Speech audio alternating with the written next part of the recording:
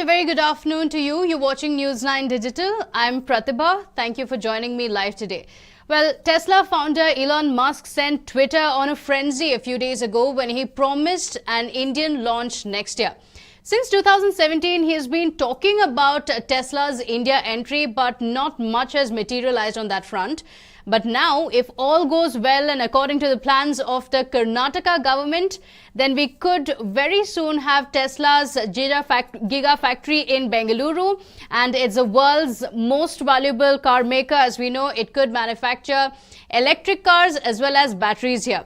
Now, Tesla has already held preliminary talks with the state for a research and innovation unit in the city, and Karnataka has also offered all support to set up a research as well as development center as well as a manufacturing unit. So, as we know, clearly the future is electric, and though officials admit it's going to be a long drawn process, if it happens, there are a few questions we need to address. Are we really ready for it? Musk has time and again also blamed India's taxation system and difficult business model for delay in the entry in the past.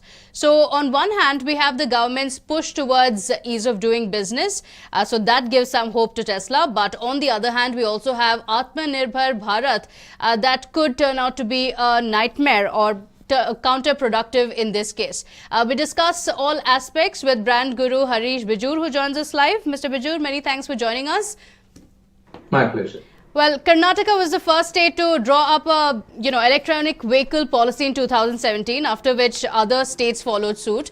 Bengaluru is also host to many of India's electric vehicle startups. So the local unit of Toyota, as we know, which Tesla overtook to become the world's most valuable car maker globally in July, is also based in Bengaluru. So in several ways, Bengaluru would be perfect for Tesla. Would you also say it's a perfect opportunity for Bengaluru while also being the perfect place for setup for Tesla? Yes, I think so. Bengaluru is an obvious choice, and I hope it materializes because the presentation seemed to have been made to Reva.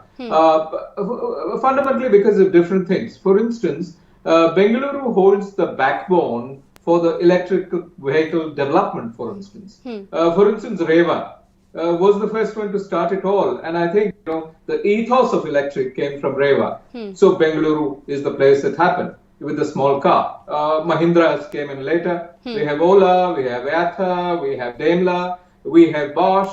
Everybody playing around in the electric vehicle space. So obvious choice for sure, because in addition to that, we have Toyota, yet another Tesla jewel, which is based out of Bengaluru. And of course, there is this business of saying that, the component makers and the ecosystem of component makers around Bengaluru, whether you can take it right up to Coimbatore at one side and right up to Chennai at another side, exists for Bengaluru to tap into. So obvious choice looks that way.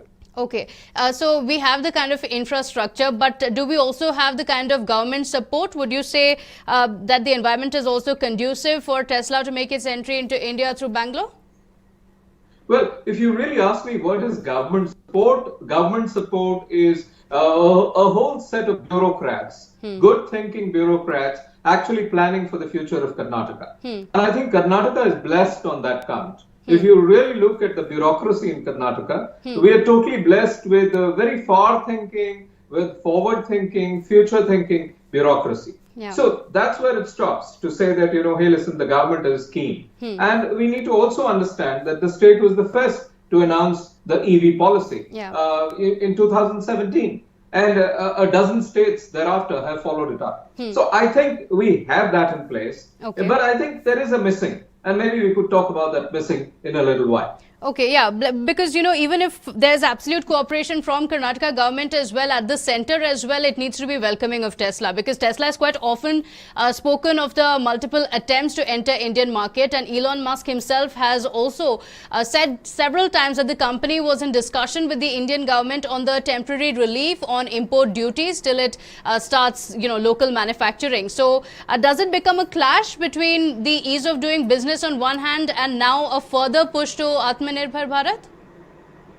Any entrant who wants to enter a country always looks for those, positive SOPs. And I think Elon Musk is looking for the same SOPs as well. And I wouldn't blame him for that because the market out here is very, very small. We need to understand that. Because there are two countries in the same region that we're talking about. There's China out there, and it's quite likely that China and the Gigafactory of Tesla in China is doing exceedingly well.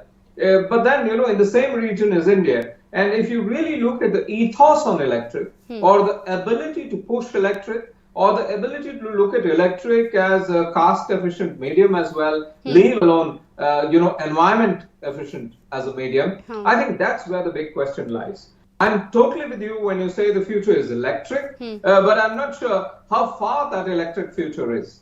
Absolutely. From my perspective, I think that electric future is about 10, 12 years away as far as we are concerned. So it's not a very near electric future. It's a slightly medium-term electric future. And if you talk about it being medium-term, companies want SOPs for sure because they have to survive in the market, and no company wants to make a terrible loss in any market they enter. So Elon Musk will look for the SOPs. Atmanirbhar Bharat itself will raise several questions. Because, the components that go into making a Tesla car, where do they come from? I mean, if you do a kind of a due diligence on that, you'll know where they really come from. And Tesla's recent investment in China is a big one. It's a gigafactory of theirs. And guess what? That gigafactory is meant to make not only for China, but is meant to make for other destinations, whether it be components, whether it be the main car itself.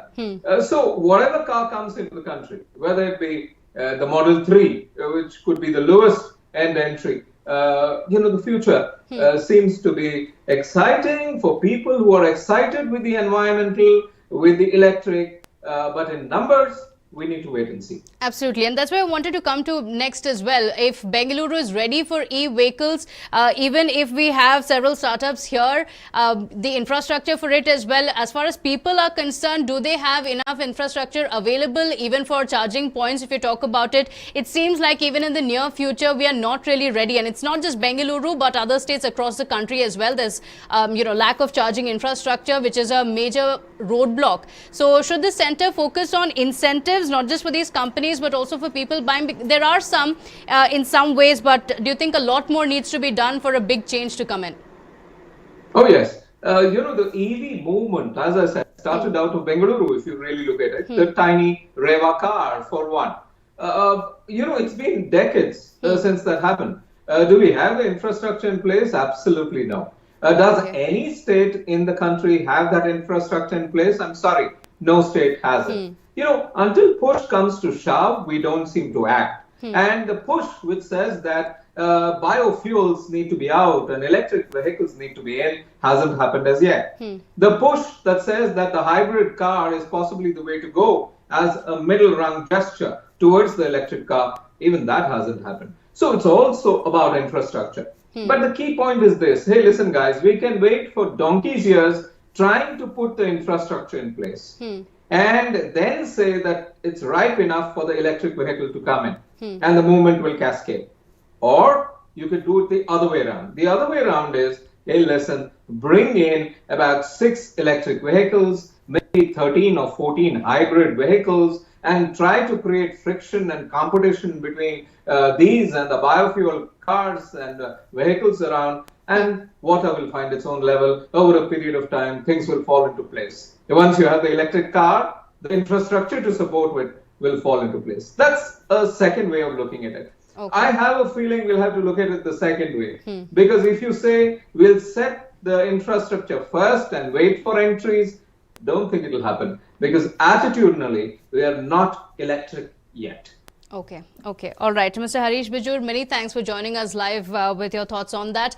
Of course, in September, Elon Musk had unveiled plans to launch a $25,000 electric car, its cheapest model in 3 years due to its ability to lower battery costs. Now with the entry-level Model 3 and Musk claiming that a new, more affordable car is in the works as well, Tesla would have models that have a chance to work in our market. Its entry into Karnataka would also be a big boost for the state. Of course, the Karnataka government is not holding its breath and has said that it's going to be a long drawn process. We've just told Tesla that yes, we're available for any kind of cooperation that you need, and that's quite a positive sign. Well, that's all I have for you today. Thank you so much for joining me live. Please let me know in the comment sections what your thoughts are on the subject as well. I look forward to that. Thank you for watching. Take care.